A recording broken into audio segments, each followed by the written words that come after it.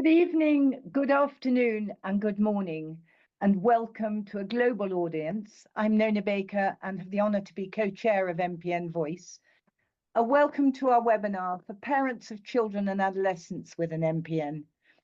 We're delighted and very excited to be collaborating with our French friends from Vivre avec NMP. This is the first webinar that we have done using AI avatars, which means that the clinical talks will be available in different languages. A very exciting development for both our organizations. On behalf of both organizations, I would really like to thank everyone who has made this possible. I know the teams involved have worked long and hard to make this happen. As a community, we're very, very grateful to you all. Thank you. I'm now going to introduce you to Karen Torrente-Leroux, who is the president of Vivre avec NMP. Bonsoir, bienvenue dans cette première webconférence de l'année 2025. Donc, dans le cadre de notre programme Allo Hémato, cette première webconférence est donc le fruit d'une collaboration avec nos amis anglais de NP Voice. On en a eu l'idée en septembre dernier autour d'un café en Pologne. Depuis, on a tous travaillé pour vous proposer aujourd'hui cette émission consacrée au NMP chez les enfants et les adolescents. Et nous avons la chance d'avoir aujourd'hui avec nous les professeurs Claire Harrison et Jean-Jacques Kiladian et le docteur Juan Carlos Hernandez Boluda. Merci donc infiniment à tous les trois, ainsi qu'à l'équipe du professeur James Théo du King's College Hospital pour avoir permis de mettre l'intelligence artificielle aux manettes pour les traductions. Côté pratique, je vous rappelle qu'il ne faut pas prendre de capture d'écran de tout ce que vous allez voir, de ne pas les diffuser. Ça serait vraiment très, très sympa de votre part. Et puis, vous allez rentrer dans une salle où vous allez avoir tout en français. Et puis, on se retrouvera pour un temps d'échange dans une salle commune.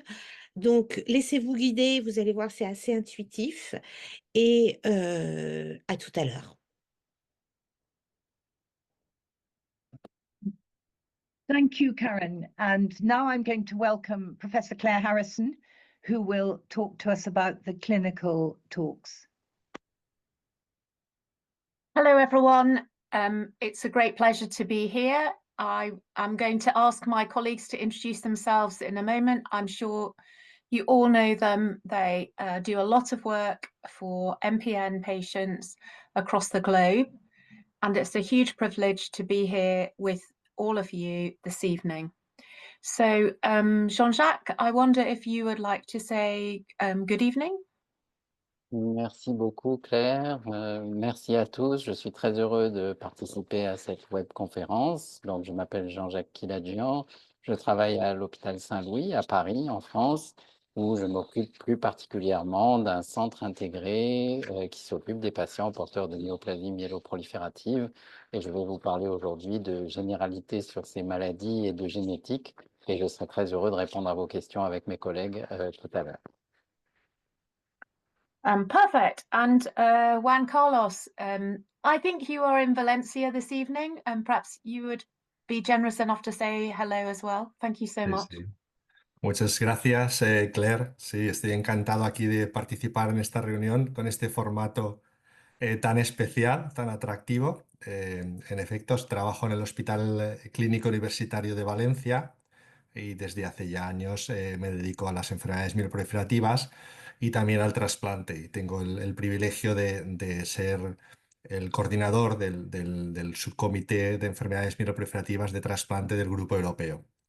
Y bueno, pues estoy encantado de poder aclarar cualquier duda después de nuestra ronda de presentaciones con vosotros.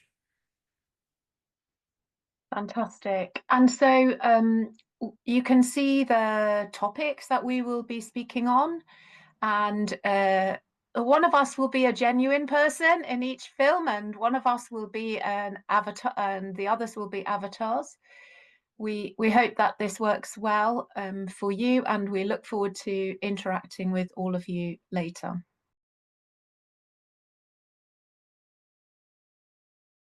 Bonjour à tous. Aujourd'hui, je vais vous expliquer comment se développent les néoplasies myéloprolifératives. Ce sont des maladies du sang, mais de quoi est composé notre sang? Vous le savez sans doute, il y a dans le sang des cellules qui circulent dans notre circulation sanguine et il y a 3 grandes familles de cellules. Tout d'abord, les globules rouges qui sont fondamentaux puisqu'ils vont transporter l'oxygène depuis les poumons jusqu'à tous nos organes et permettre à tous nos organes de vivre et de fonctionner correctement. Il y a également des petites cellules qui s'appellent les plaquettes qui, elles, servent à coaguler le sang, qui vont se mettre en action, par exemple, en cas de saignement. Si vous vous coupez, ce sont les plaquettes qui vont venir boucher les petits vaisseaux au départ pour arrêter les saignements. Et enfin, les globules blancs, il y en a plusieurs sortes, mais globalement, toutes ces cellules, tous ces globules blancs servent à nous défendre contre les agents infectieux ou contre les cellules anormales qui peuvent apparaître dans notre organisme. Donc, toutes ces cellules qui se promènent dans le sang ont une durée de vie limitée. Un globule rouge, par exemple, ça vit en moyenne 3 mois. Une plaquette, ça vit grosso modo 1 semaine. Des globules blancs, certains d'entre eux ne vivent que quelques heures. Donc, il faut en permanence que notre corps refabrique de nouvelles cellules sanguines pour qu'on reste dans un fonctionnement tout à fait normal. Et où est-ce que cela se produit? Ceci se produit dans la moelle osseuse, à ne pas confondre avec la moelle épinière dans notre colonne vertébrale qui contient des nerfs. Ici, la moelle osseuse se trouve au centre des os de notre corps, de tous les os, et dans cette moelle osseuse, on trouve ce qu'on appelle des cellules souches hématopoïétiques, qui sont des espèces de graines qui vont pouvoir donner naissance à toutes nos cellules sanguines, nos globules rouges, nos plaquettes, nos globules blancs, en fonction des besoins. Ces cellules souches ont 2 grandes propriétés. Elles peuvent proliférer, se multiplier pour pouvoir, à partir d'une cellule souche, produire plusieurs dizaines ou centaines de cellules finales. Et elles peuvent se différencier, c'est-à-dire que ces cellules souches uniques vont pouvoir, suivant les besoins, se transformer ou produire soit des globules rouges, soit des plaquettes, soit des globules blancs. Pardon. Ceci se passe sous l'effet d'un certain nombre de facteurs de prolifération ou d'hormones. Et si on prend par exemple le cas des globules rouges, imaginons que vous ayez moins de globules rouges dans la circulation, ce qu'on appelle une anémie, le corps va s'en rendre compte et va produire une hormone, la fameuse érythropoïétine ou EPO. Vous savez que certains sportifs prennent à titre de dopage. Eh bien, comment fonctionne cette EPO? Cette EPO qui est produite quand on manque de globules rouges va aller se fixer sur les cellules souches hématopoïétiques pour leur lancer un signal et dire « nous avons besoin de fabriquer des globules rouges ». Et donc, cette cellule va se multiplier, va proliférer et va finir par produire des globules rouges pour renormaliser le chiffre de cellules sanguines dans la circulation. Comment est-ce que cela fonctionne? Vous avez ici une représentation de la membrane de notre cellule souche, sa paroi extérieure, et ici son noyau avec ses gènes. Quand notre agent de prolifération arrive, ici en l'occurrence l'érythropoïétine, elle va se fixer à la surface de cette cellule hématopoïétique sur ce qu'on appelle un récepteur spécifique, ce qui va conduire à l'activation de ce récepteur et une cascade de signalisation au sein de la cellule qui va aller jusque dans le noyau de la cellule pour activer les gènes qui servent à transformer cette cellule en globules rouges. Donc, pour résumer, vous manquez de globules rouges, votre corps synthétise de l'EPO qui va aller se fixer sur la cellule souche hématopoïétique et lui dire de fabriquer des globules rouges. Et comme vous le voyez sur ce schéma, un élément fondamental de cette cascade de signalisation, le premier en gros à être activé par l'EPO, est une enzyme qui s'appelle JAK2 et dont on va bien entendu beaucoup reparler dans les néoplasies myéloprolifératives. Alors, que se passe-t-il dans les NMP? En fait, il y a un excès de prolifération. Dans les néoplasies myéloprolifératives, la moelle osseuse et nos cellules souches prolifèrent sans raison. On n'a pas forcément besoin d'avoir de globules rouges, mais les cellules souches hématopoïétiques, par exemple dans la polyglobulite vaqueuse, vont produire des globules rouges de manière dérégulée, alors qu'il n'y en a pas forcément besoin. Et ça va aboutir à un excès de cellules dans la circulation sanguine. C'est le cas également dans la thrombocytémie essentielle, où là, la cellule souche va fabriquer trop de plaquettes, alors qu'on ne lui a rien demandé, que le chiffre de plaquettes de base était normal. Comment ces anomalies, ces excès de prolifération surviennent-ils?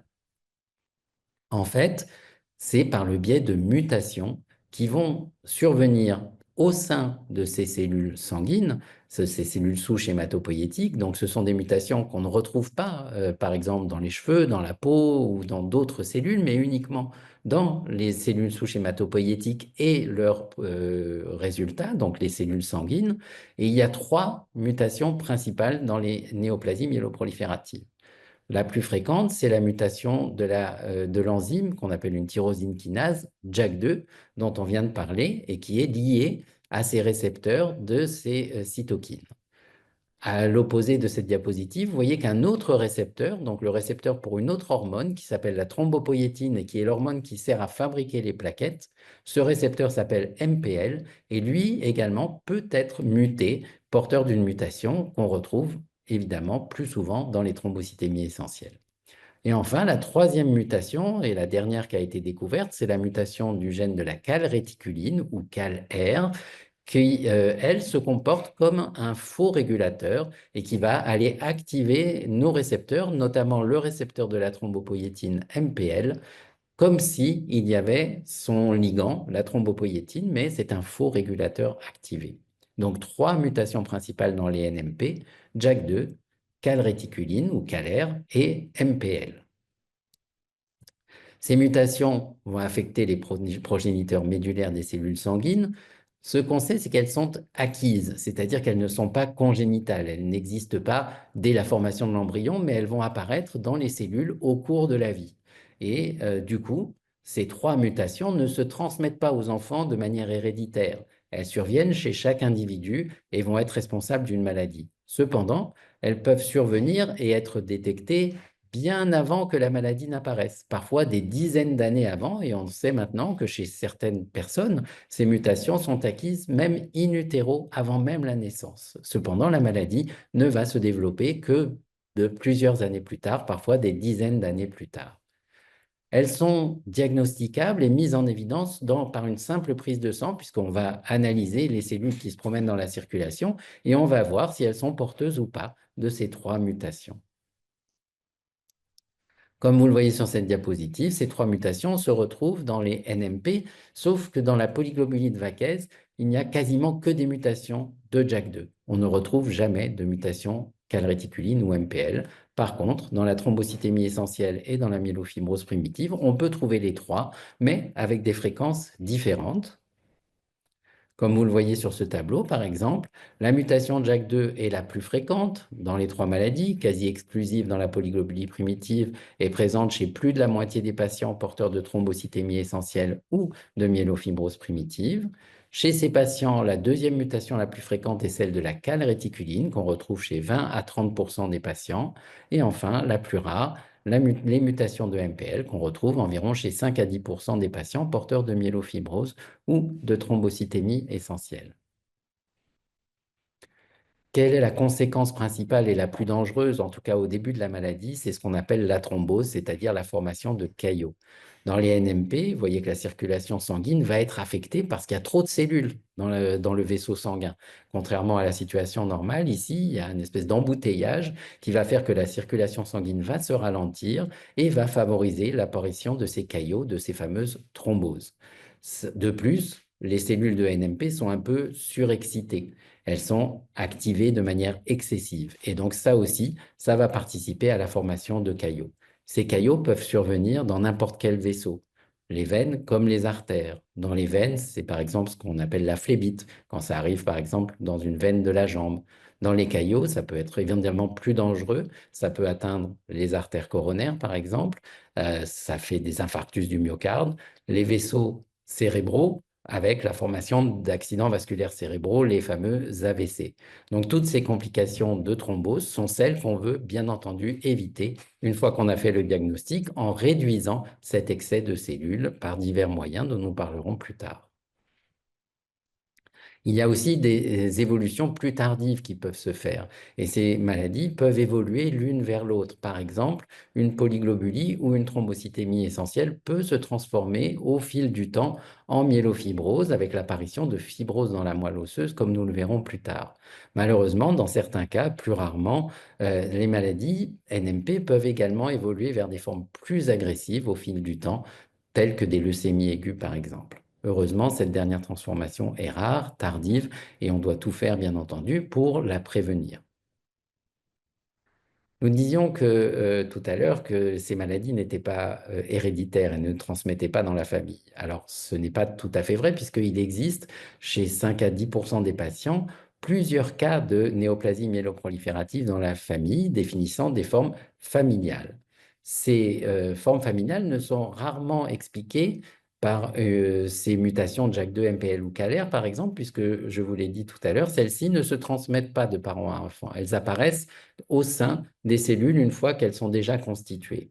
Par contre, dans de rares cas, pour l'instant, malgré des recherches très extensives dans le monde entier depuis des années, on n'a quasiment jamais retrouvé ces gènes qui sont à la source de ces formes familiales, sauf dans un cas très particulier, qui se retrouvent uniquement dans des familles antillaises de Martinique ou de Guadeloupe.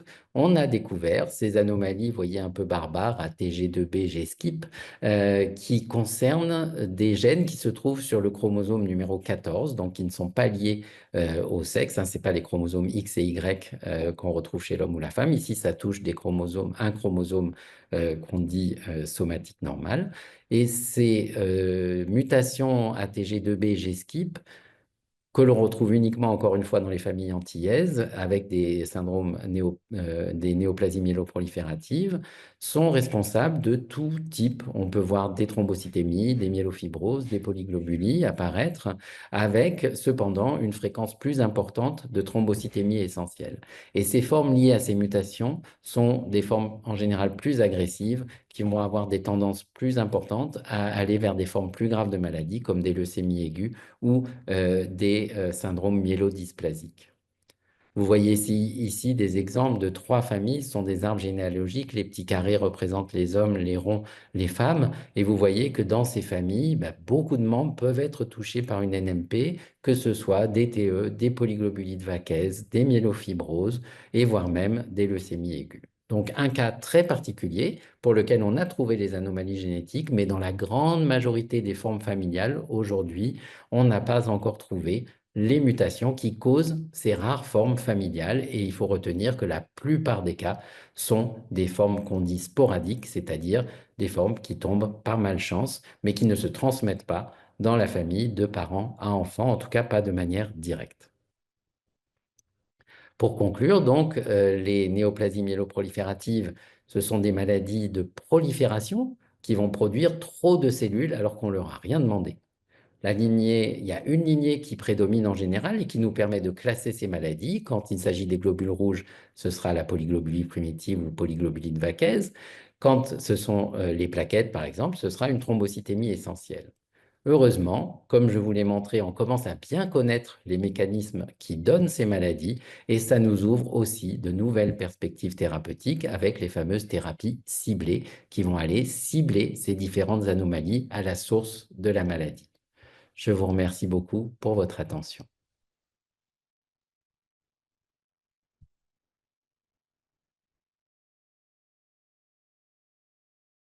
Bonjour à tous, je m'appelle Claire Harrison. Je travaille aux hôpitaux Guy's et St Thomas à Londres.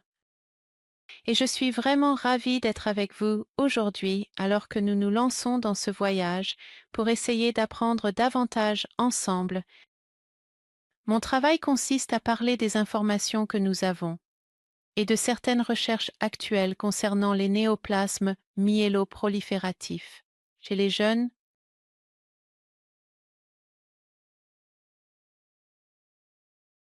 Maintenant, nous savons que les néoplasmes myéloprolifératifs sont rares chez les patients de moins de 25 ans.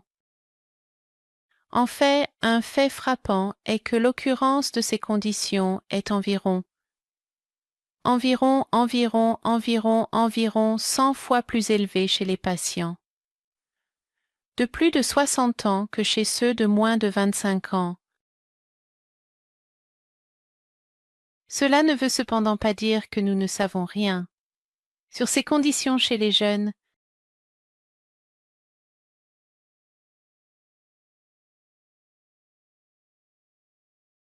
Avant de plonger dans certaines des informations les plus récentes que nous avons, je voulais faire cette réflexion.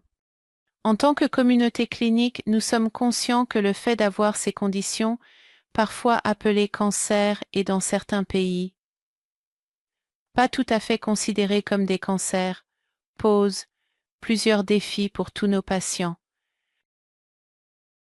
Mais particulièrement pour les jeunes, nous avons l'impression qu'ils sont différents de nos patients plus âgés. Il peut y avoir des préoccupations spécifiques à ce sujet, la grossesse, le fait de pouvoir réaliser son rêve de devenir parent, la vie sexuelle, la capacité de voyager, plus de préoccupations peut-être concernant les effets à long terme du traitement et des inquiétudes sur la façon dont ce diagnostic va impacter leur vie. Ce que je veux partager avec vous aujourd'hui, c'est des informations provenant d'une étude que Jean-Jacques Lajeun, moi-même, et des collègues d'autres régions de France, Jean-Christophe Iannotto, et particulièrement Martha Soba, avons dirigé, au nom d'un groupe appelé l'Association européenne d'hématologie, ou EHA, le groupe de travail spécial, sur les NMP ou SWG. Nous avons commencé il y a quelque temps lorsque Jean-Christophe est venu de France pour travailler avec nous à l'hôpital Guy's à Londres pour explorer ce qui était connu sur les patients diagnostiqués avant l'âge de 25 ans. Et nous avons collecté des informations au sein de ce groupe, qui est un groupe collaboratif d'experts et de personnes intéressées par les NMP. 46 cliniciens ont été impliqués provenant de 15 pays et sur le côté droit de la diapositive, vous pouvez voir les différents pays et le nombre de patients provenant de ces pays. Les principaux objectifs étaient de décrire la population des enfants et des jeunes adultes en termes de leur diagnostic et des résultats pertinents. Donc, TFS signifie survie sans thrombose, MFS signifie survie sans myélofibrose et OS signifie survie globale. Et nous voulions également étudier l'impact du traitement en termes d'événements à long terme comme la thrombose et la myélofibrose. La majorité de ces patients étaient des patients atteints d'ET et de PV. Nous n'avons pas collecté suffisamment de données pour faire des recommandations claires concernant les patients atteints de myélofibrose. Donc, lorsque nous examinons cette population, nous pouvons voir que le plus jeune patient avait moins d'1 an, mais que dans l'ensemble, moins de 3 ans. 4% des patients avaient moins de 10 ans au moment du diagnostic. L'âge médian au moment du diagnostic était de 20 ans. Et nous avions suivi ces patients pendant un certain temps au moment où nous les avons inclus dans cette collecte de données. Donc, l'âge au moment où nous avons inclus les données était de 28 ans en termes de médiane. Le plus jeune avait 6 et le plus vieux avait 7 ans. Vous pouvez voir que la grande majorité de nos patients, 89% d'entre eux, avaient une TE ou une PV. Les autres types de néoplasmes myéloprolifératifs listés en bas de la diapositive étaient plus rares. Et donc, il est plus difficile de dire quoi que ce soit sur ces types de NMP en termes de collecte de données. Ici, vous pouvez voir instantané, patient au moment du diagnostic. Par exemple, leur numération sanguine et certaines différences dans ces paramètres sont également montrées sur cette diapositive. Ici, vous pouvez voir, par exemple, que les taux de plaquettes des patients avaient tendance à être plus élevés chez les patients atteints de TE que chez ceux atteints de PV. Ce qui n'est peut-être pas surprenant, et aussi que l'hémoglobine avait tendance à être plus élevée chez les patients atteints de PV. En ce qui concerne les symptômes d'hyperviscosité, comme les maux de tête, étaient plus fréquents chez les patients atteints de PV.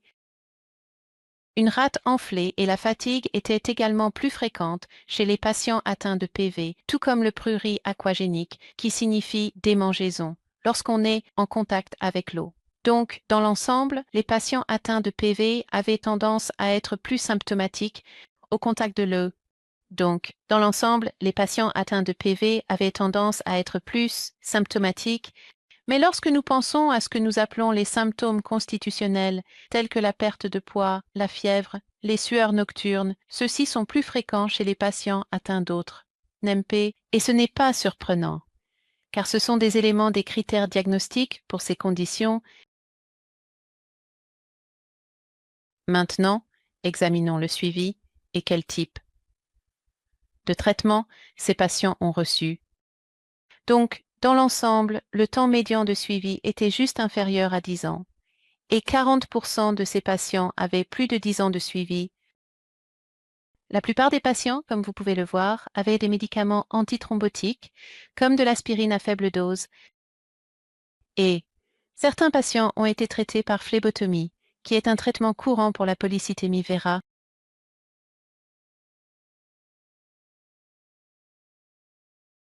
En ce qui concerne les traitements cytoréducteurs, ce sont des traitements pour contrôler numération sanguine. Vous pouvez voir dans cette diapositive légèrement plus compliquée, première ligne, plus de 2/3 de ces patients ont reçu un traitement cytoréducteur.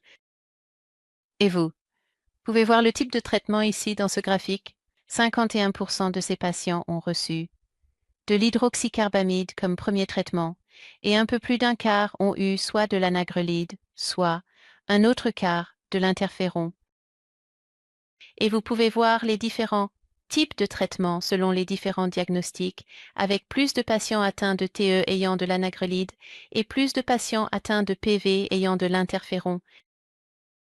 En général, nous avons observé que l'utilisation de ces médicaments était plus courante que ce que nous pourrions prédire selon les directives internationales.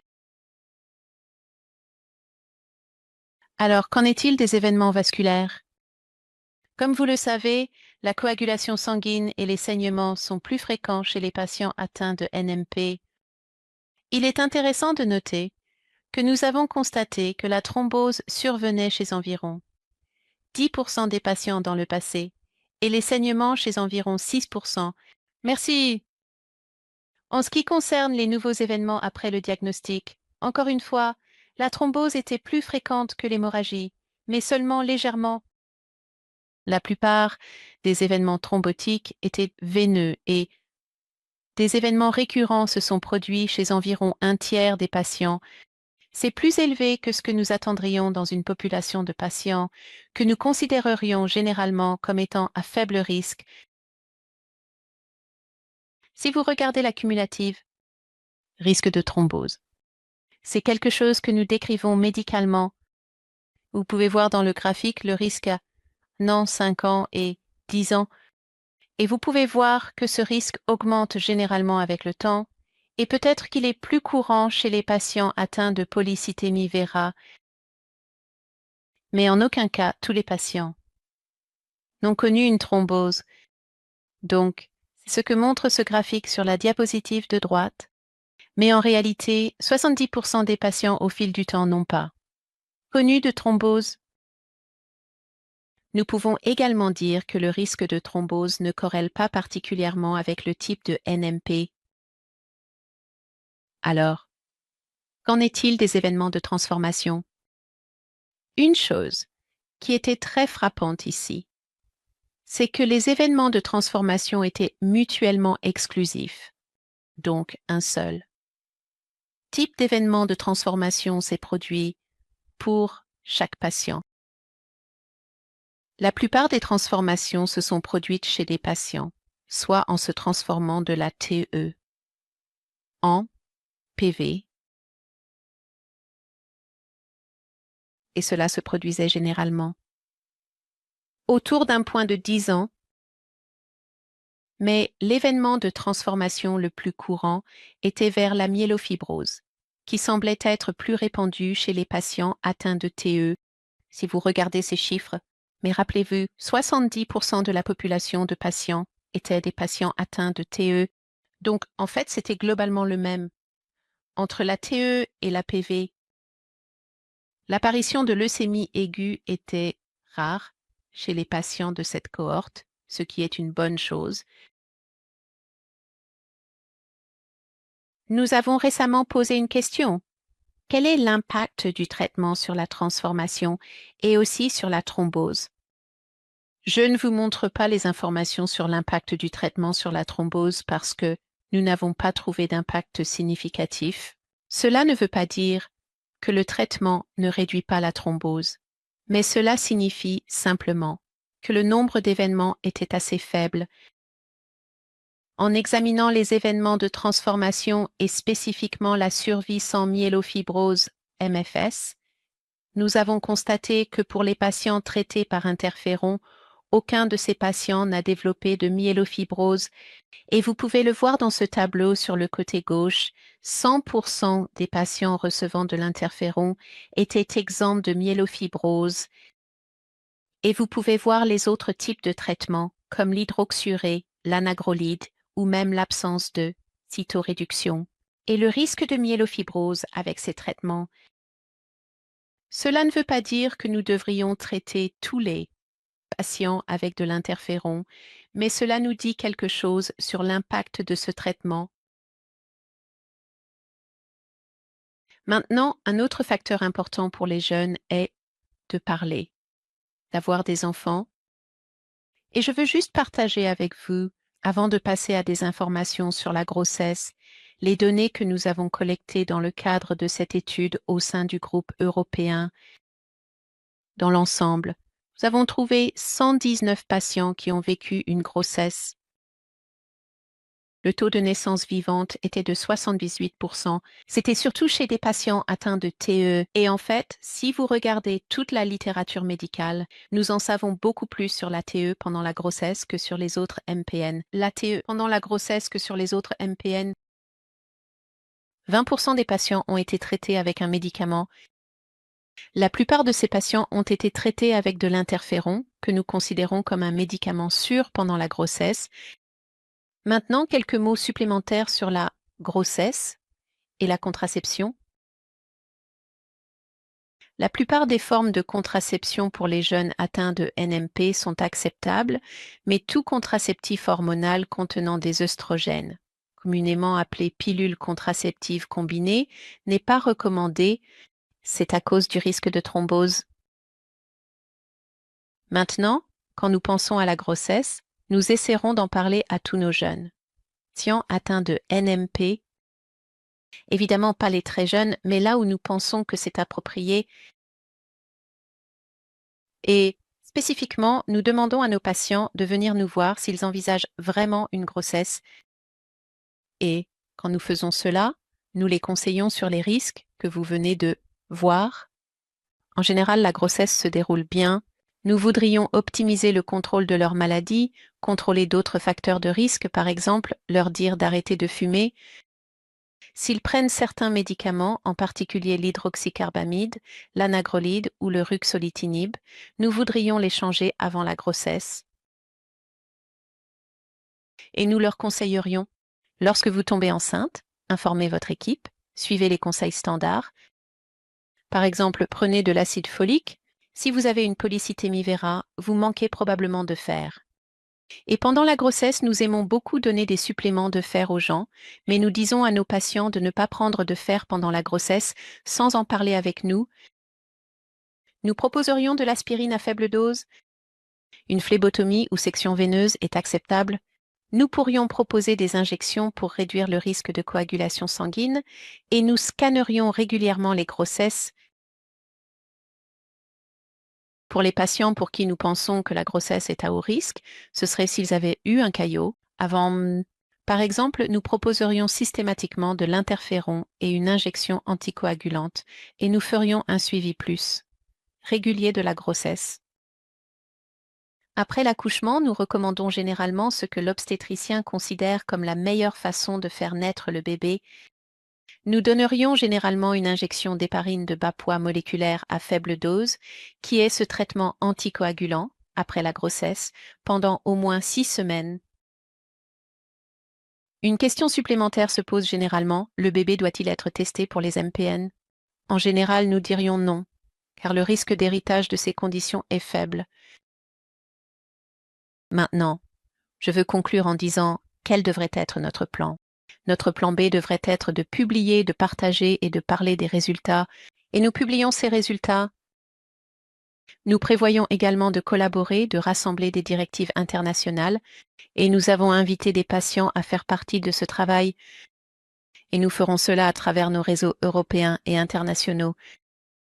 Je pense aussi qu'il est vraiment important de former un réseau de soutien pour les jeunes et leurs familles, et ce webinaire, aujourd'hui, est le point culminant de ce travail, et j'espère vraiment que nous continuerons à partager des informations ensemble dans ce genre de cadre.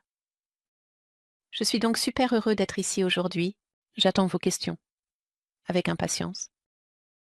Et je tiens à vous remercier beaucoup pour votre attention.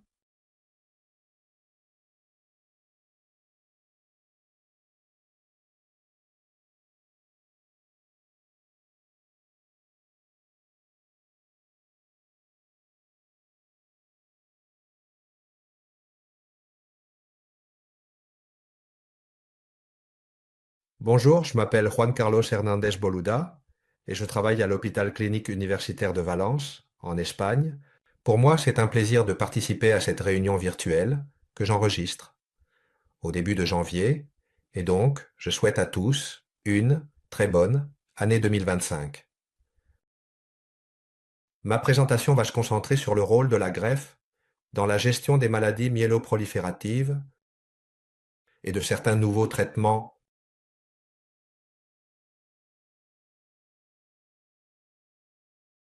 Cette diapositive, que m'a prêtée la docteure Claire Harrison, a probablement été montrée auparavant, et c'est l'idée que nous avons actuellement de ces maladies comme un processus évolutif dans lequel certains individus développent des altérations génétiques qui pourraient donner lieu aux maladies myéloprolifératives, ce qu'on appelle l'hématopoïèse clonale, et comment l'expansion de ces altérations génétiques, ainsi que l'apparition de nouvelles altérations, conditionne l'apparition d'une thrombocytémie ou d'une polycythémie vera, éventuellement la progression vers une myélofibrose et très rarement l'évolution vers une leucémie aiguë. Ces dernières années, il y a eu des avancées très importantes dans le domaine des maladies myéloprolifératives. Il y a une bien meilleure compréhension de la cause qui engendre ces maladies. Il y a eu un grand progrès dans la caractérisation des groupes à risque, c'est-à-dire quelles personnes ont le plus de risques de développer une thrombose ou d'évoluer vers une myélofibrose ou éventuellement d'avoir une leucémie. Et il y a eu des avancées très importantes dans les traitements, principalement pour prévenir les complications vasculaires et aussi pour contrôler les symptômes. Il n'existe pas de traitement totalement optimal, mais il y a eu de grands progrès au cours des 10-15 dernières années. Cependant, il y a encore certaines zones où nous luttons pour améliorer les résultats, et c'est fondamentalement dans l'arrêt ou l'enrichissement de la progression potentielle de ces maladies et dans le développement de traitements curatifs. Et dans ce sens, il est certain qu'il est important d'attaquer ces voies, ces mécanismes qui sont impliqués dans la viabilité et la survie des cellules malignes.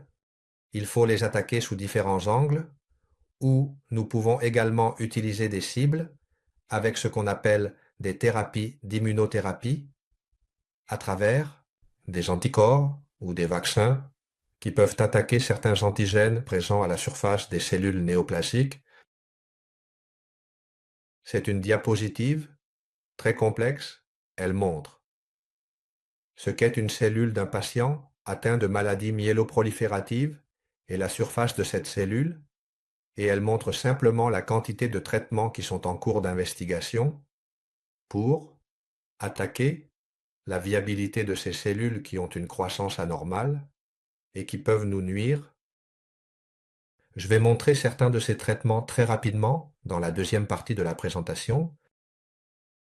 Mais d'abord, je voudrais parler de la greffe de cellules souches hématopoïétiques, qui est une procédure qui n'est actuellement pas utilisée dans la thrombocytémie et la polycythémie vera, mais qui est utilisée dans la myélofibrose agressive et qui est une procédure reconnue comme curative.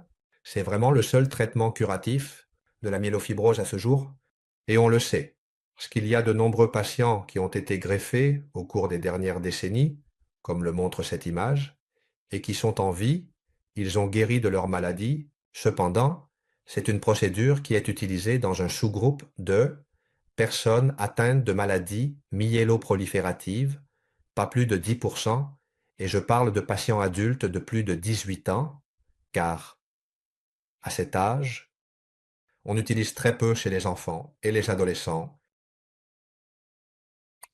Cependant, c'est une procédure, comme je le dis, agressive, et donc on sélectionne uniquement les personnes ayant une maladie de très haut risque.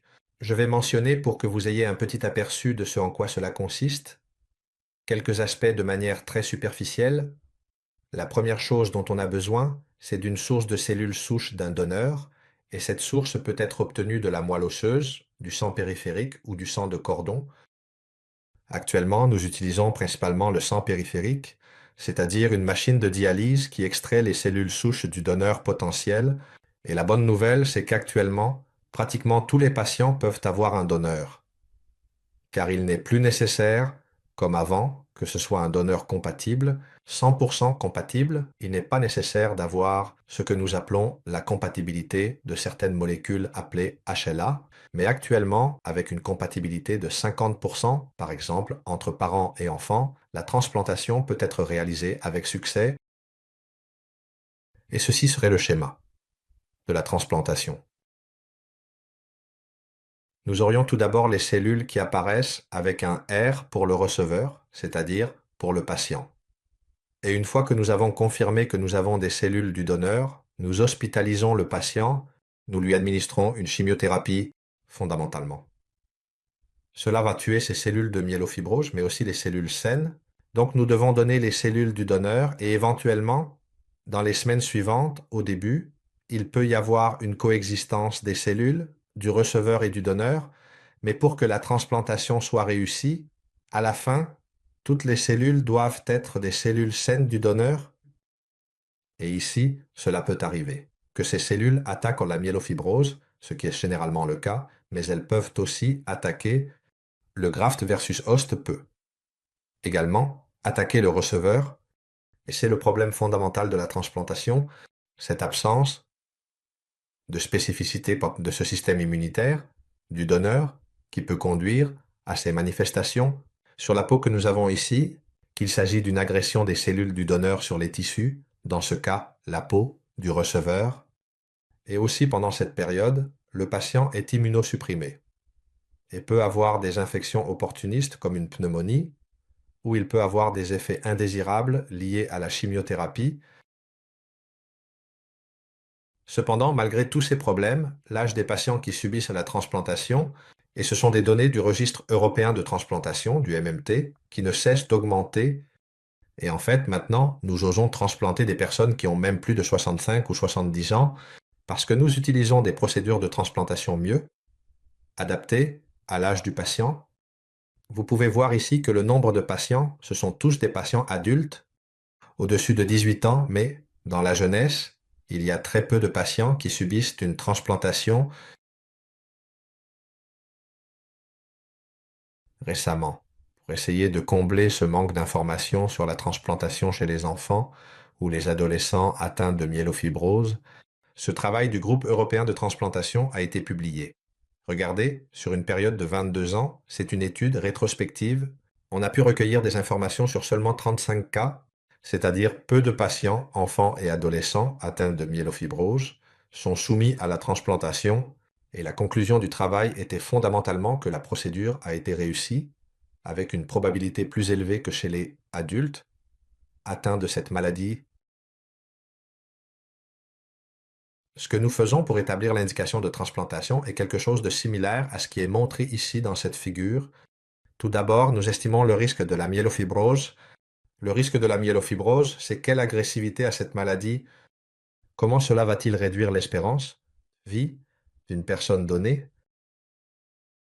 Et nous déterminons ceux qui ont moins de 5 ans, et je parle encore ici d'adultes de survie, c'est la médiane de survie. Nécessairement, tous les patients que nous sélectionnons comme étant à haut risque vont décéder dans les 5 ans. Pas du tout, mais ils ont une probabilité élevée de le faire. Une fois que nous avons sélectionné ces personnes, il faut évaluer le risque de la greffe pour essayer d'équilibrer le risque et le bénéfice de la procédure.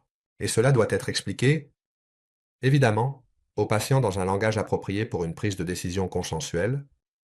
Pour cela, nous utilisons ce qu'on appelle des modèles pronostiques. C'est l'un des plus utilisés pour définir le risque de la maladie, qui s'appelle MI-70. Nous n'allons pas entrer dans les variables qu'ils utilisent, mais les caractéristiques de la maladie, les caractéristiques génétiques et cela discrimine les groupes de risque.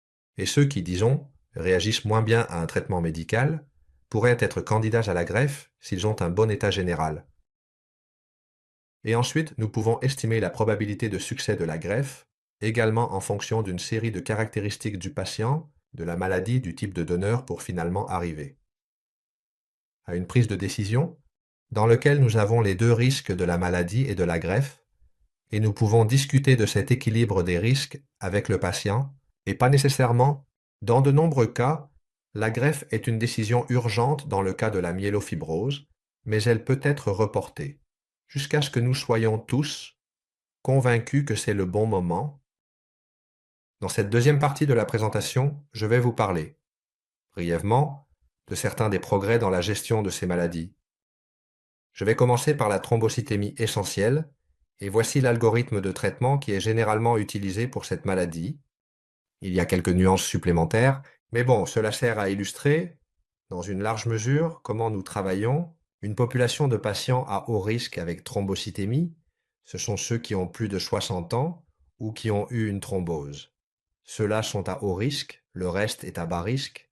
Dans tous les cas, nous contrôlons les facteurs de risque cardiovasculaire, c'est-à-dire l'hypertension, le tabagisme, le diabète, l'augmentation du cholestérol, et s'il n'y a pas de contre-indication, nous donnons généralement de faibles doses d'aspirine, mais pour les personnes à haut risque. Il est recommandé de faire un traitement cytoréducteur pour mieux contrôler les paramètres de l'hémogramme, fondamentalement l'augmentation des plaquettes qu'il y a dans cette maladie, et nous avons fondamentalement ces trois agents cytoréducteurs, l'hydroxyurée, l'hydroxycarbamide, la lagrelide et l'interféron. Et dans ce sens, l'un des médicaments qui est en cours d'essai et qui pourrait être intéressant, incorporé. Dans notre arsenal de traitement, c'est le bovenenstat. C'est une nouvelle molécule qui, dans les essais cliniques, a montré un bon profil de tolérance, ainsi qu'un bon contrôle du nombre de plaquettes et de leucocytes, sans provoquer en général d'anémie. Ce médicament est comparé au traitement standard pour voir s'il joue, rôle dans cette maladie.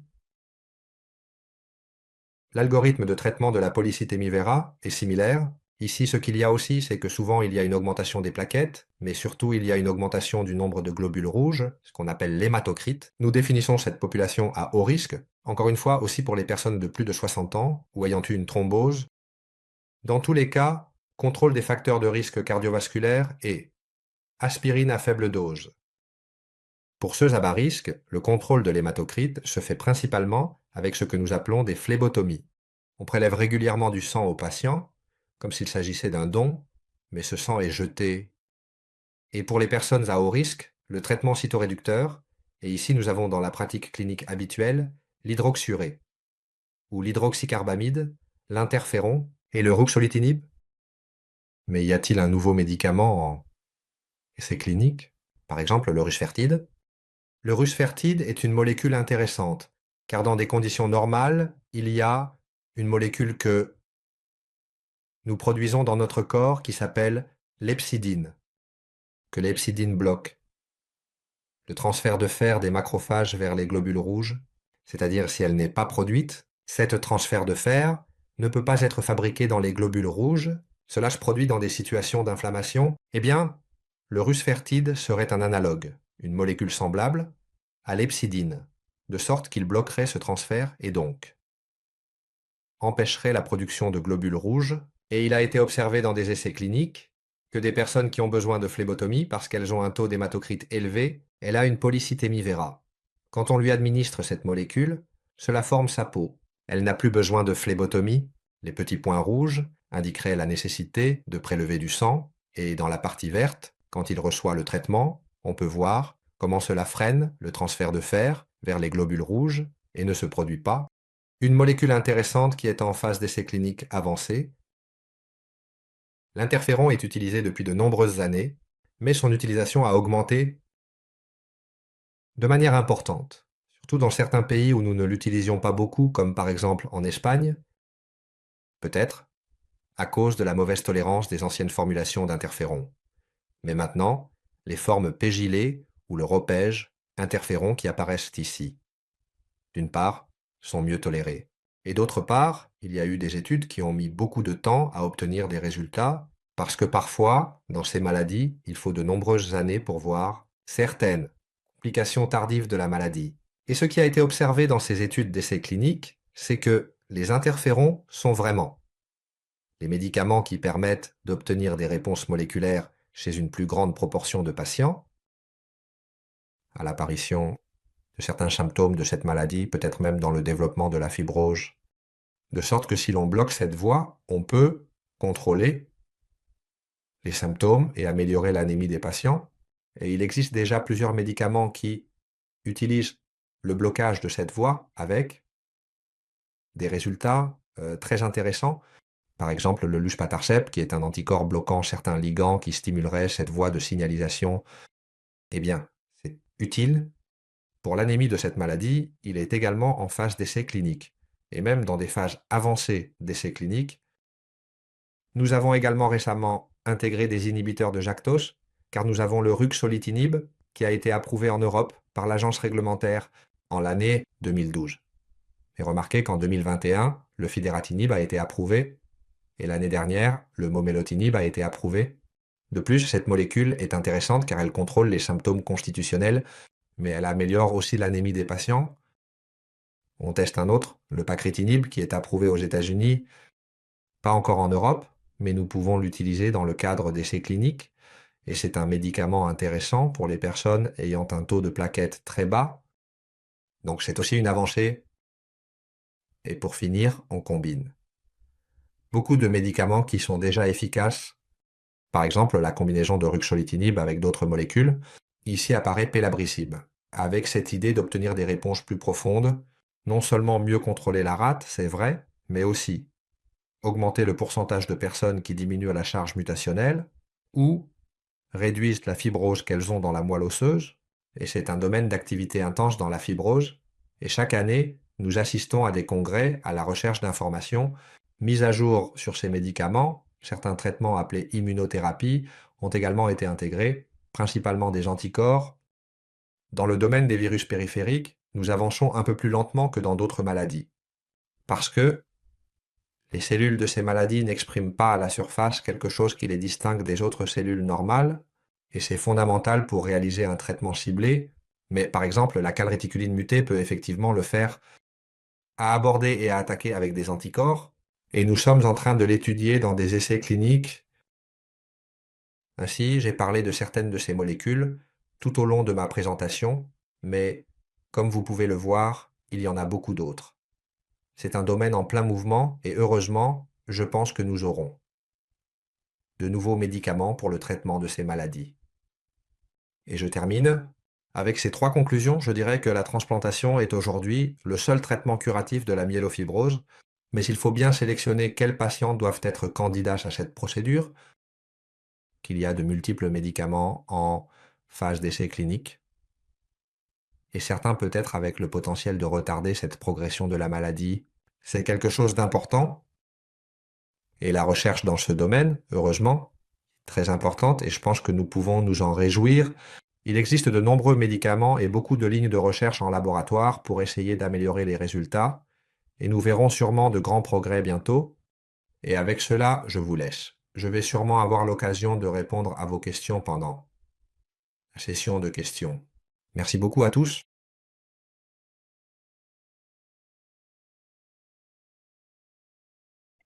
I'm now delighted to welcome Alice, a young patient who's been inspirational in starting a young person's Facebook page, which now has over 330 followers and a social gathering. But she's also with her mum, Pam, and they are going to give us a talk about how they felt about the diagnosis of an MPN and give us some tips.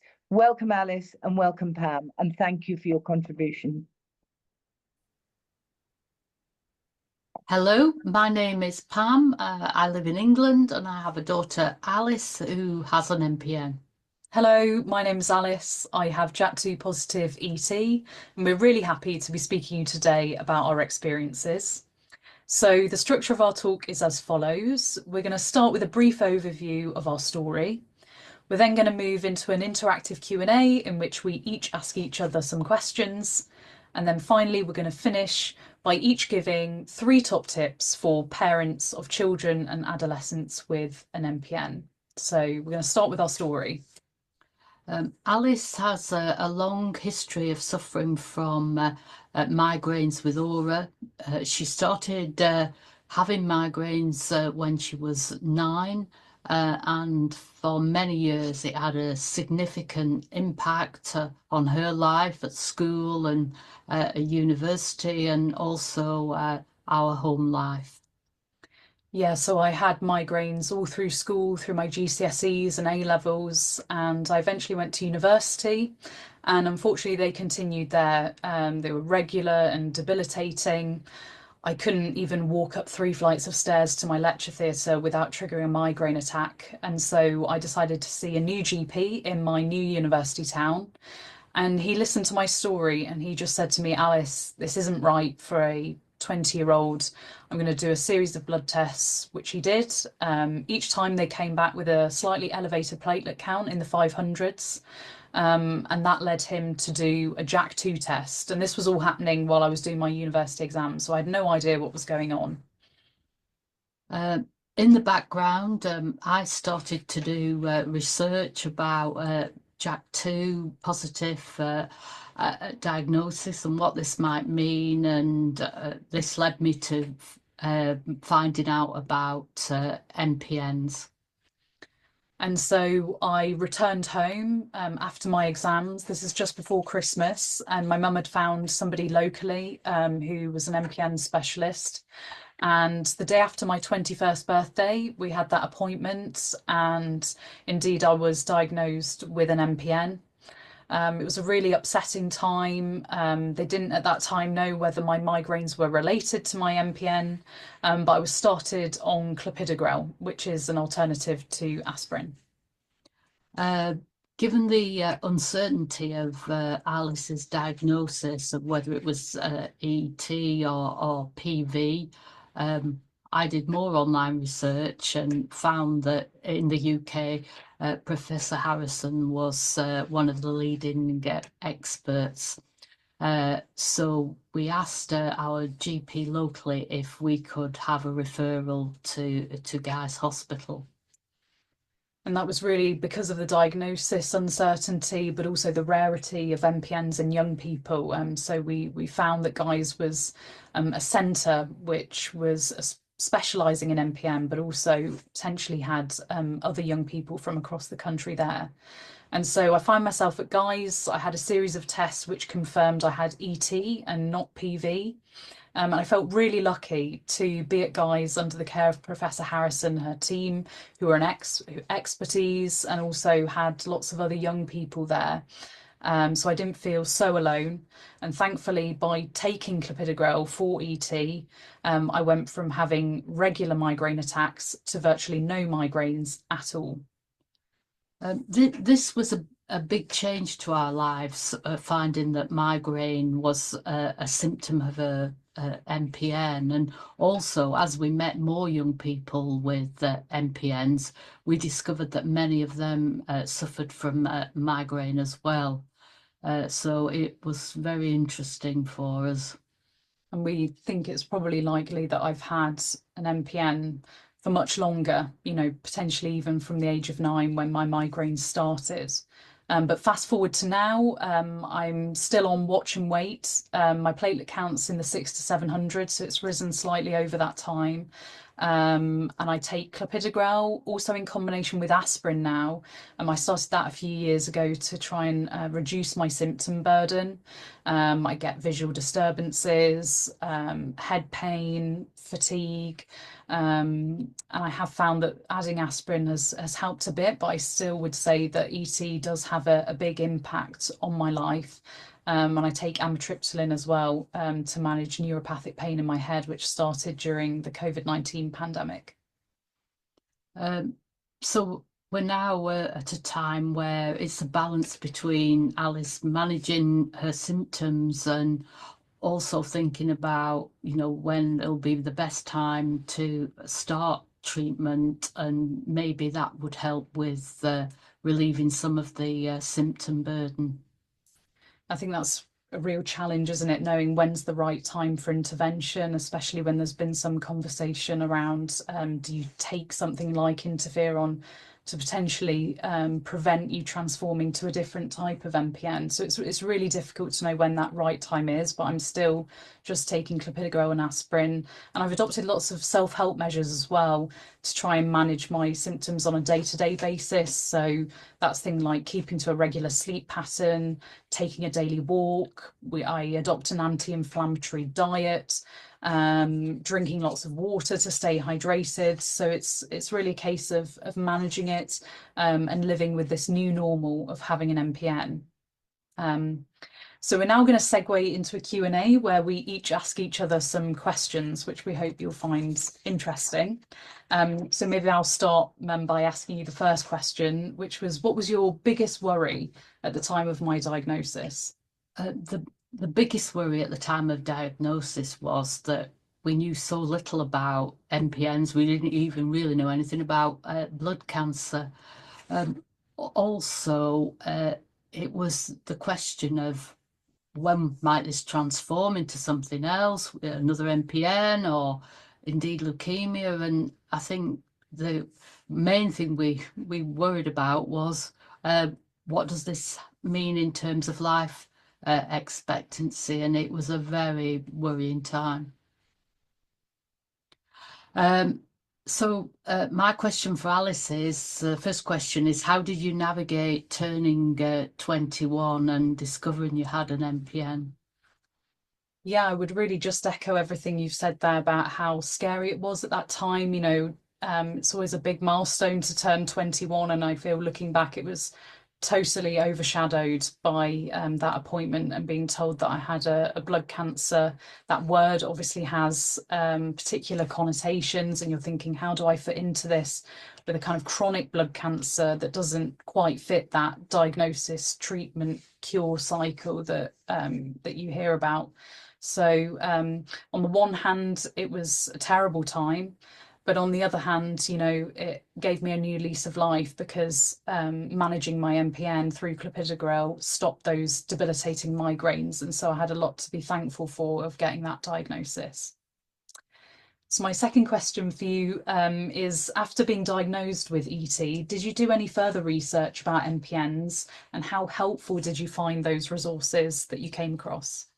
I think it's fair to say that I'm constantly doing research and reading up on MPNs. The MPN charity has been a wonderful resource for accessing information on MPNs, and I also do consult Patient Power in the US, which has also provided a lot of helpful information. So my question for Alice is, how valuable have you found it to connect with other young people and indeed be part of the MPN Voice community? Yeah, I found it absolutely invaluable. You know, I can still remember that very first in-person patient forum that we went to, where I met another young patient, and I'm still in contact with him today. And it's just been invaluable to connect with him and other young people, you know, sharing our stories to diagnosis, our worries and concerns, helpful resources that we've come across, you know, sharing links with each other. And it really just combats that isolation of diagnosis, and you realize you're not going through it alone, and that there are people out there who are navigating the same journey that you are. So my final question is, what would you say the biggest challenges of caring for a daughter with an MPN? I think the biggest challenge is that it's the unpredictability of the symptom burden, in that Alice will go through periods where, you know, her health is better, and we get used to her in that kind of mode, and then she'll have a bad period, and it's the unpredictability of her health that is, you know, quite a challenge to sort of manage. And so my last question is, Alice, how do you cope with the uncertainty of the disease and what the future might hold? Yeah, so I would say it's changed over time, you know, thinking back to that period directly after diagnosis, you know, the uncertainty was overwhelming, really, you know, not knowing how long I would have ET for, whether it could transform to something else more acute. But over time that's lessened, and I think practicing mindfulness, you hear about trying to stay in the moment, which is obviously, you know, something you do minute by minute. It's not easy, but that uncertainty and worry has lessened over time. There are certain periods when it becomes more acute if you're going through a difficult patch with symptoms and so on. But doing some small things like living healthily by going for a walk, eating healthily, feels like you have some agency. It can be difficult sometimes being branded as watch and wait, that you feel like you're a ticking time bomb waiting for something to change. But those things can help you feel like you have more control, and maybe even delay or prevent transformation in the future. So we're going to finish now by each sharing 3 top tips that we've thought of for parents of children and adolescents with an MPN. So maybe I'll go first and say that my first tip would be to be an advocate for your child. You know your child best. If you think that you're not getting the best care, that the specialists you're seeing, maybe they don't specialize in an MPN, they're a hematologist more broadly, don't be dissuaded from seeking a second opinion and finding the right clinical team that delivers the best care for your daughter or son. My top tip is to be patient with the unpredictability of symptoms, and recognise that you have to sometimes, adapt your plans accordingly. My second tip would be to recognise that every young patient processes and comes to terms with their diagnosis differently and at different speeds. They may not want to talk about it with you or look at information that you've found at that particular time. And I think it's important to respect that and recognise that they'll come to you when they feel ready to talk about it. My second tip would be that it's worthwhile thinking about ensuring that your daughter or son gets some kind of disability support plan at university or college, or indeed in the workplace, so that reasonable adjustments can be made to make their life slightly easier.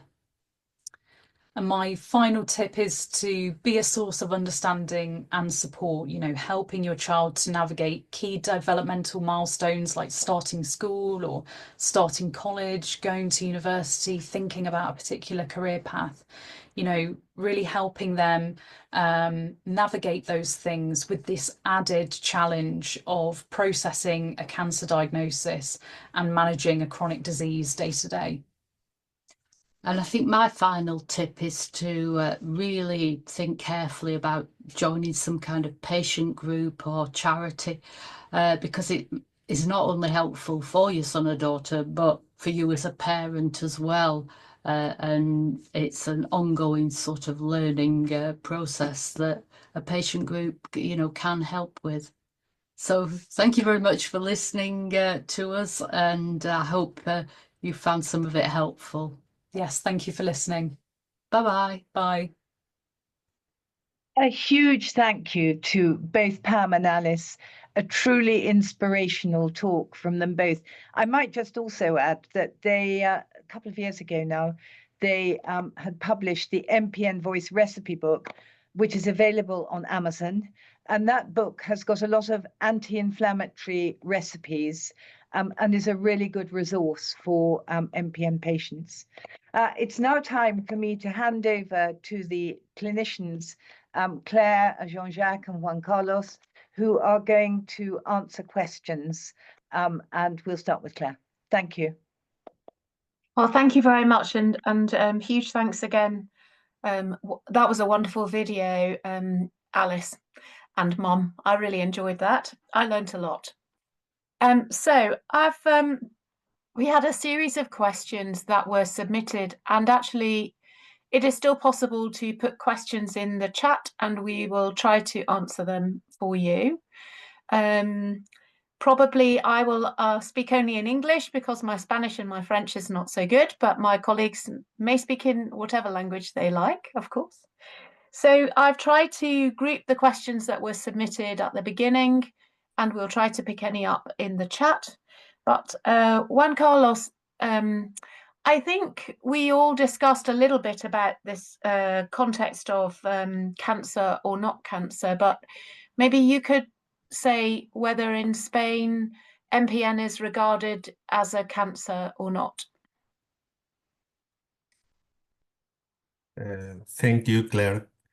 I mean, you all know that these diseases are considered blood cancers according to the World Health Organization, and we tend to call them blood cancers in Spain as well. But as Pam has brilliantly explained, actually they are quite different from what we think about a normal cancer, because the clinical features and also the genetic features are very stable over the decades.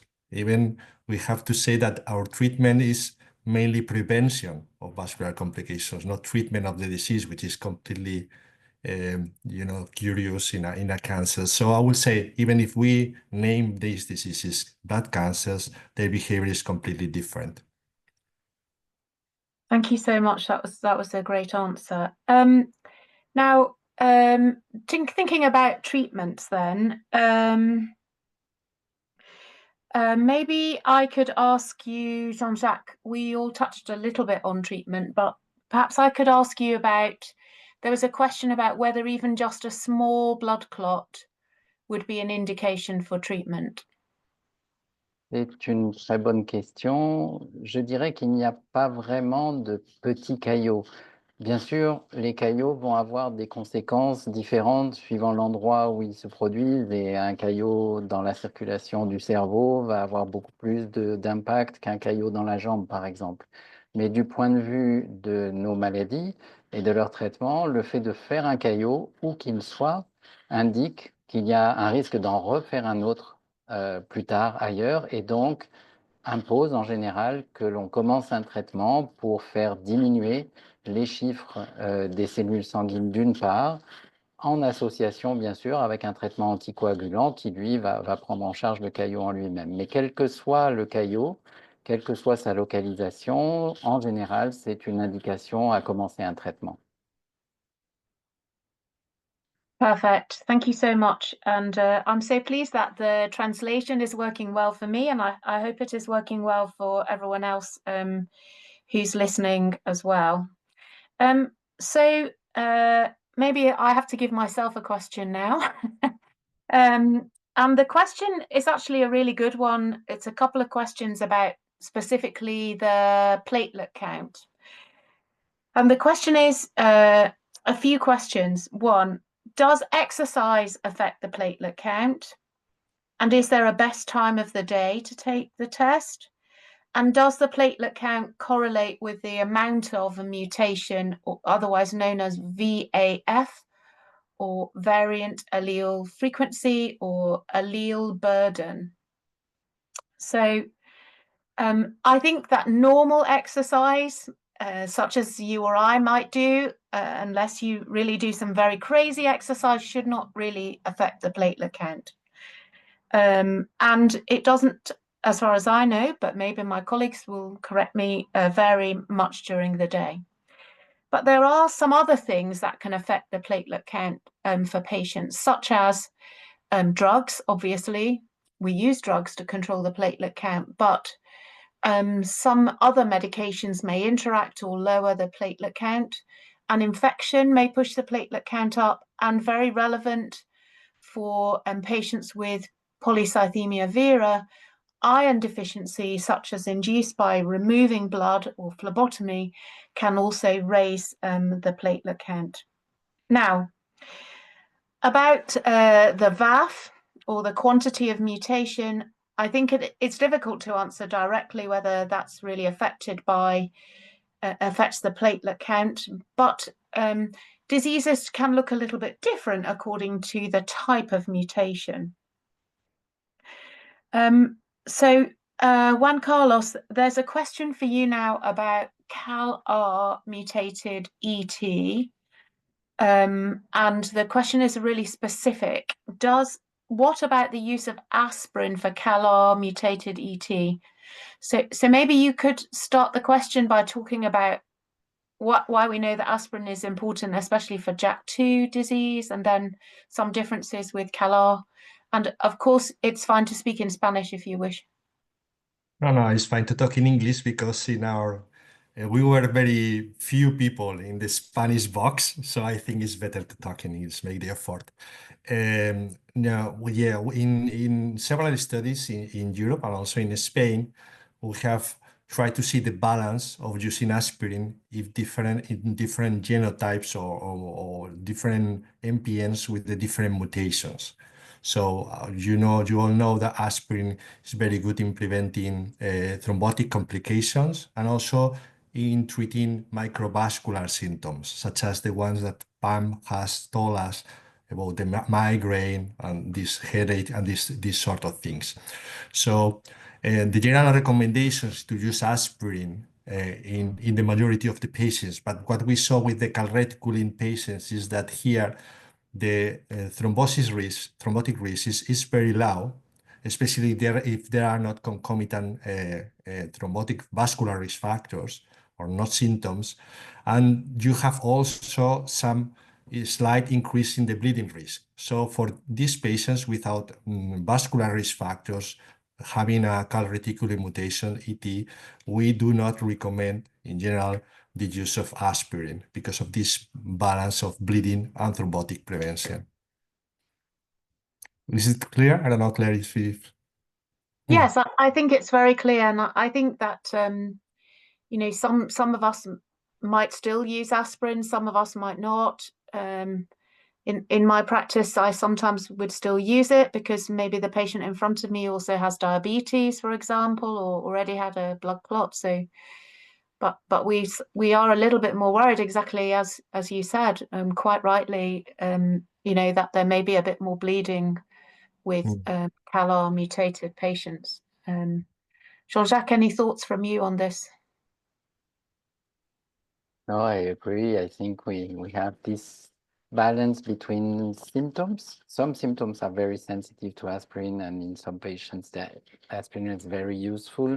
In others, according to these mutations, sometimes you may induce more bleeding than benefit. So yes, this has to be balanced and assessed with the patient after starting aspirin, I think. Okay, perfect. Now, a question for you, maybe a couple of questions actually.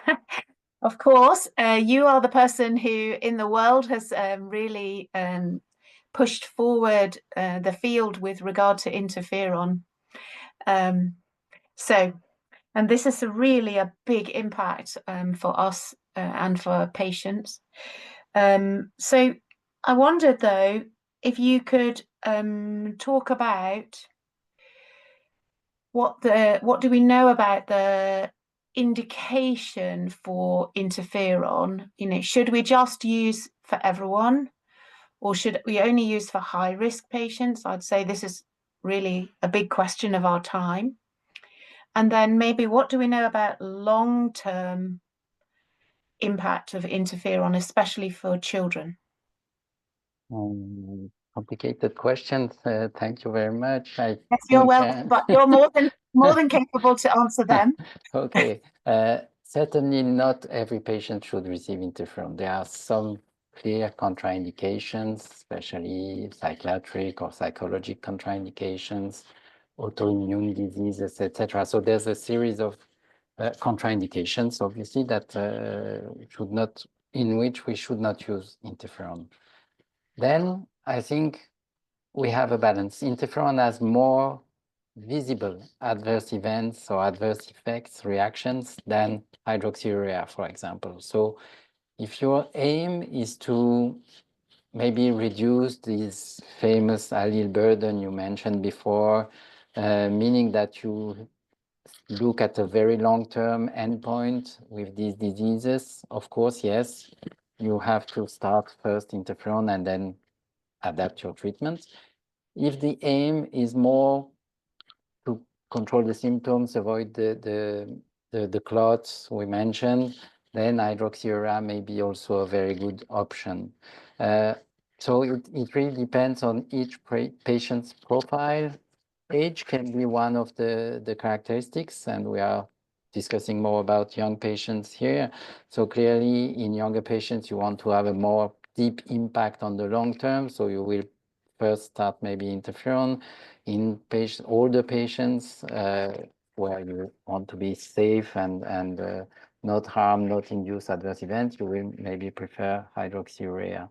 So yes, I would say, why not try interferon if there's no contraindication, and if the tolerance is not good, then switch to hydroxyurea, because you may first see these benefits on the long term.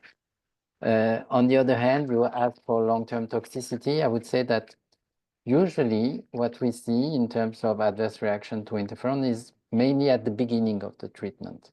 And after 1 or 2 years of treatment, usually we don't see any new toxicity and there's nothing really new happening. So the tolerance is quite easily assessed within the first couple or 6 months after starting treatment. And once you pass this, you don't see more adverse events than what you see at the beginning. Maybe I could just try to answer a question about long-term risks of anticoagulation, if I understood one of the questions that's put in the chat. So actually, the long-term risk of anticoagulation is really related to bleeding events. Some of our newer anticoagulants, known as DOACs or NOACs, such as edoxaban or rivaroxaban, they are very new, but there's very little reason to believe that they are not so safe. Now, a little bit random in terms of the question to you, Juan Carlos, I want to ask about monitoring for progression and how should we monitor for progression? Sí, bueno, un primer concepto que yo creo que es importante en estos tiempos es que las visitas periódicas en persona son importantes, aunque se pueda hacer alguna visita telefónica, pero que las visitas en persona son muy importantes, porque en gran medida en las entrevistas, en lo que te dice el paciente y en la exploración física, ver si ha crecido el bazo o no, ahí ya tienes unas claras señales de si la enfermedad está estable o no. Y luego con los parámetros del hemograma tienes muchísima información. Yo creo que la mayor parte de la información acerca de la estabilidad de la enfermedad viene sencillamente de estas pruebas sencillas. Ver al paciente, hablar, explorarle la barriga y un hemograma, sin necesidad de ecografías, tags, biopsias de médula ósea ni nada de esto. Y luego hay una segunda parte que son los estudios genéticos o moleculares, que yo diría que están más en el campo de la investigación en general, pero que sin duda nosotros que estamos en centros de referencia, pues tendemos a utilizarlos más porque nos pueden dar algunas pistas, ¿no? Cualquier elevación o descenso significativo de la carga alélica de la mutación driver o conductora puede tener correlación con lo que le puede pasar a esta persona o lo que estamos viendo en el hemograma, ¿no? O la aparición de algunas alteraciones genéticas adicionales que no estaban al principio, ¿no? Nos pueden servir de alarma, ¿no? Pero las dos primeras, lo digo porque en gran medida, pues muchos de vosotros estáis seguidos de esta forma, hemograma, exploración física y anamnesis, es suficiente, ¿no? Great. And may I just ask about mutation testing and how often do you think that mutation testing is important? And is a change in the amount of mutation important? Sin duda, los tendemos a utilizar mucho más. Con respecto a las mutaciones driver o conductoras, nuestra tendencia ahora es, cuando pensamos que hay un tratamiento capaz de reducir la carga alélica, como ha comentado Jane-Jacques, el interferón sería el prototipo de este tipo de tratamientos, hacemos una determinación cuantitativa basal y luego anualmente para ver si hay un descenso o no. Y la técnica, digamos, más de los últimos años, que son los estudios de secuenciación masiva o NGS, Next Generation Sequencing, em, particularmente en pacientes jóvenes, tendemos a hacer estudios iniciales, basales, para hacernos una idea del perfil genético global. Y estos en general, si no hay ningún cambio clínico, no se suelen repetir, ¿no? Por lo menos en la inmensa mayoría de los pacientes. Jean-Jacques, could you comment about the role of testing for mutations? And then I see a question, I think, in the chat about does interferon also work for calreticulin positive disease? Oui, alors nous aussi, on suit la mutation en la mesurant, pas juste si elle est présente ou pas, mais en mesurant la quantité de mutation dans le sang, environ une fois par an ou tous les 2 ans, quand il n'y a pas de signe particulier qui évoque un changement de la maladie, juste pour voir ce qui se passe et si celle-ci augmente ou diminue au fil du temps, notamment avec les différents traitements qu'on peut proposer. Et excuse-moi Claire, j'ai oublié la deuxième partie de la question. I can't remember. Oh yes, does interferon work for calreticulin positive disease? Yeah. Merci, pardon. Oui, nous avons montré que l'interféron pouvait également diminuer la quantité de mutation calréticuline, mais c'est beaucoup plus long et plus difficile en général que la mutation JAK2. Et il n'y a pas, dans notre expérience, de vraie corrélation entre la diminution de la quantité de mutation calréticuline et l'évolution clinique de la maladie au jour d'aujourd'hui.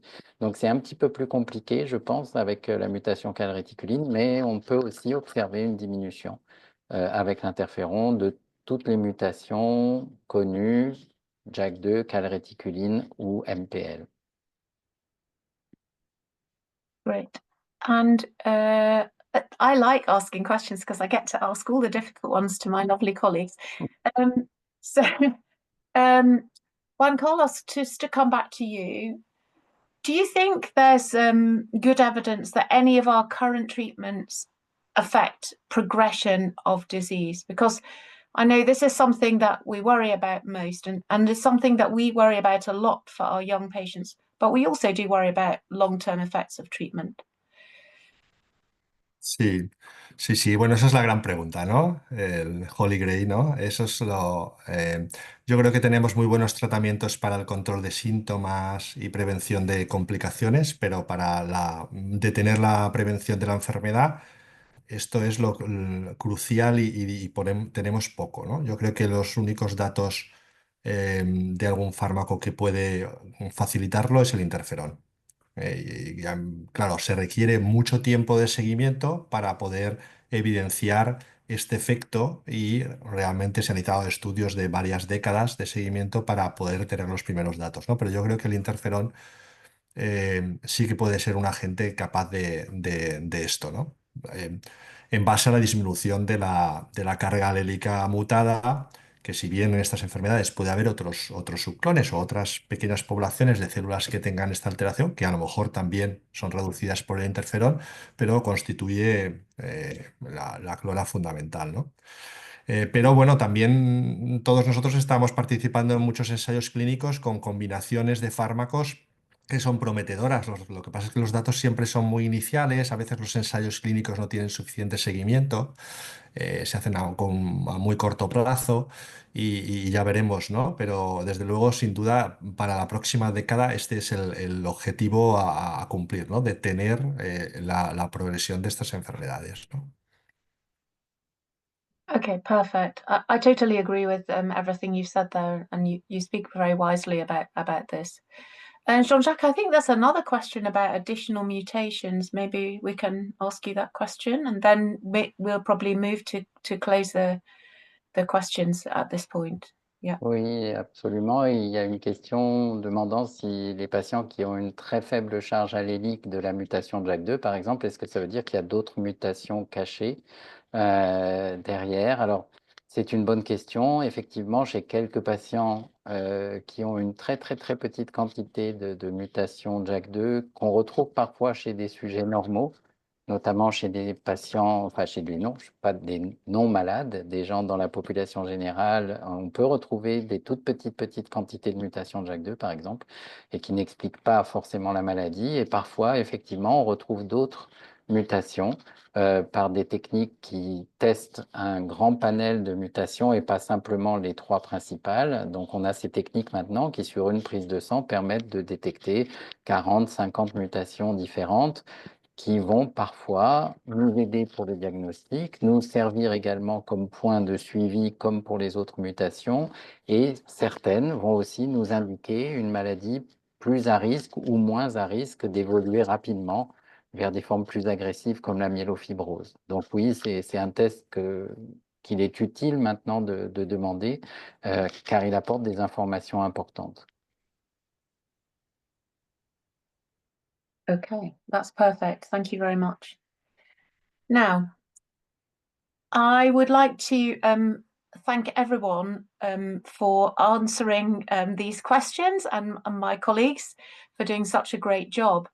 But in closing this medical question and answer, I want to come to each of you and ask you what is your hope and excitement for the future for MPN? And I'll come first to you, Juan Carlos, and then to you, Jean-Jacques.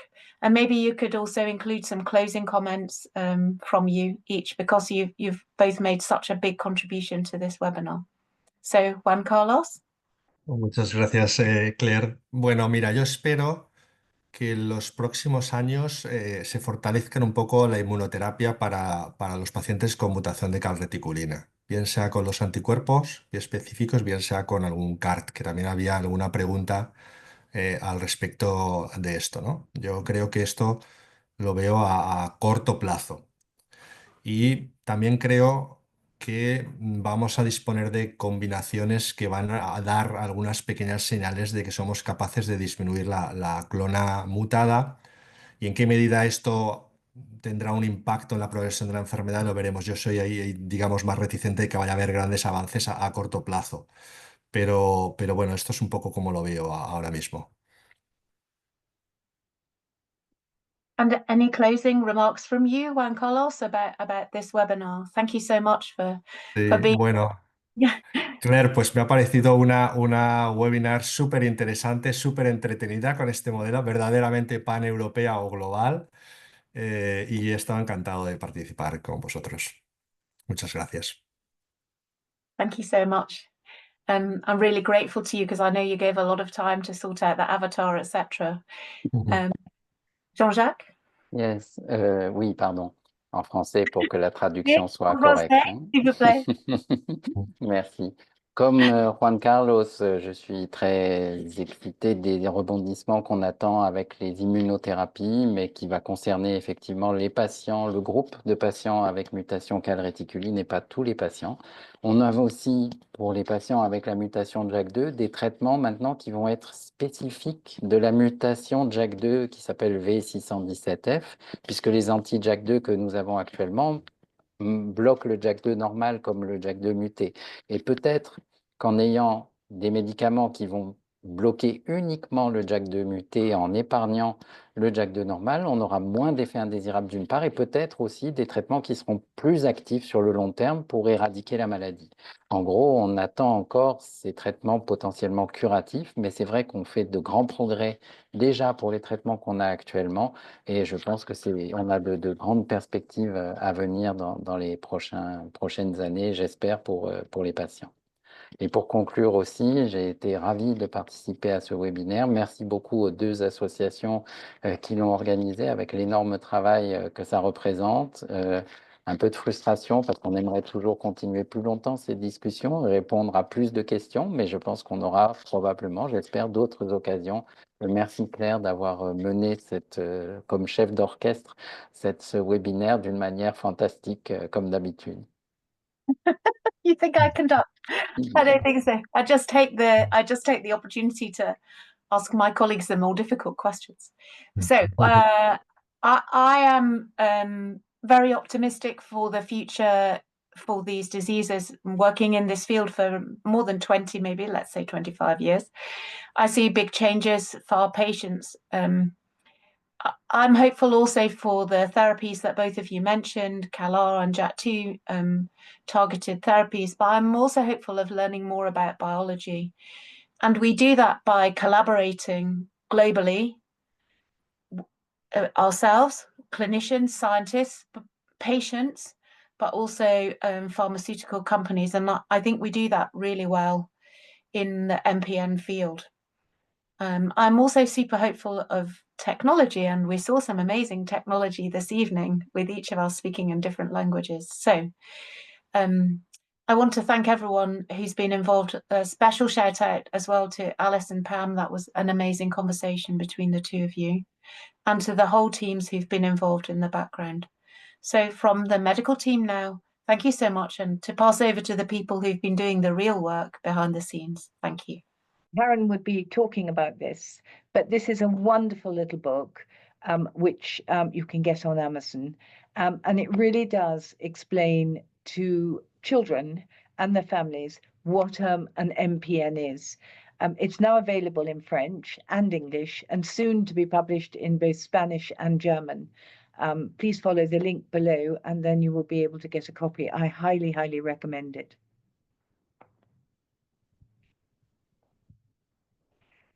Now, if you've enjoyed this webinar, which I think has been just amazing, and as Claire's just said about technology, being able to hear presentations in different languages, it has just been one of the most informative and great webinars that we've done. We'd be very grateful if you would support us, and if you feel that you can, please visit our Just Giving page and give us a donation. That will help keeping these kind of webinars and forums going. Also, we would be really, really grateful for your feedback because it just helps us in planning for the future. But in truth, I owe a lot to my friend and colleague, that little cup of coffee in Warsaw, Karen. Never did we dream that this would happen. And I have to thank everybody, all the clinicians and everybody in the background. Too many to name, but they know who they are. I'm really, really grateful to you. And I look forward to working with our French friends again.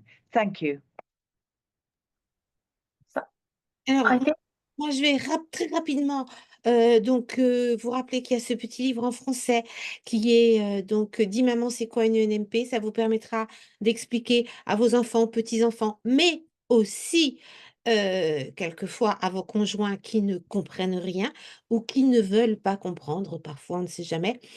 Et puis, je voulais surtout, surtout, surtout remercier Nona, Maz, Charlie, toute l'équipe géniale de MNP Voice, et puis tous les médecins, voilà, c'était génial. Et puis, que vous dire d'autre? Eh bien, merci, voilà, je crois que ça veut tout dire. Et puis, prenez soin de vous, prenons soin de nous, médecins compris, parce que nous, on a besoin de médecins qui soient en forme. Je vous souhaite une délicieuse soirée et j'espère à très bientôt.